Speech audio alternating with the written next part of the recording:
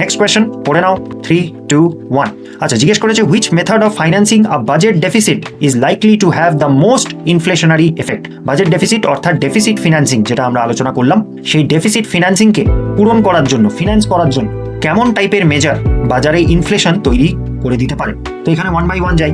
Repayment of public date, মানুষের থেকে সরকার loan নিয়েছিল, সেই টাকাটা এখন ফেরত দিয়েছে। তো অবভিয়াসলি পাবলিকের কাছে এখন টাকা বেড়ে গেছে এবং সেটা ইনফ্লেশনের কারণ হতে পারে। হাউএভার বন্ধুরা, বাজেট ডেফিসিট চলছে, তো এখন পাবলিকের টাকা ফেরত দেওয়ার আনলেস কমিটমেন্ট থাকে কোনো প্রশ্ন নেই, ঠিক আছে। তো এই অপশনটা এমনিতে ইনফ্লেশন বাড়ানোর কারণ হতে পারে।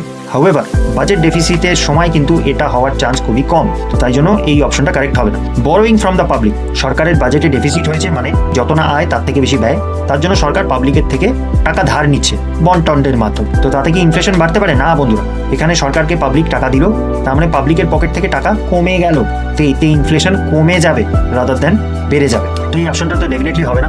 বোরোইং ফ্রম দ্য ব্যাংকস, ব্যাংকদের থেকে সরকার টাকা ধার নিল এবং অবভিয়াসলি সরকারকে টাকা ধার দিচ্ছে বলে পাবলিককে ধার দেওয়ার জন্য টাকা ব্যাংকের কমে যাবে, সরকার নিজের দিকে টাকাটা টেনে নিল, তো এটাতেই ইনফ্লেশন কিন্তু বাড়বে না। হাউএভার ক্রিয়েশন অফ নিউ মানি, নতুন টাকা ছাপিয়ে নিয়ে সরকার বাজারে ছেড়ে দিল, তাতে কি হবে? এক্সিস্টিং যে টাকা রয়েছে সেটার পারচেজিং পাওয়ার কমে যাবে, বাজারে প্রচুর টাকা, কিন্তু তার সাথে সাথে সাপ্লাই তো আর বাড়েনি। তো এটাই হচ্ছে কারেক্ট উত্তর হবে এখানে, ক্রিয়েশন অফ নিউ মানি। এটা আমি আলোচনা করেছিলাম ডিমান্ড পুল ইনফ্লেশনের কজের আন্ডারে। তো কনগ্রাচুলেশন যারা সঠিক উত্তর করেছো D, creation of new money.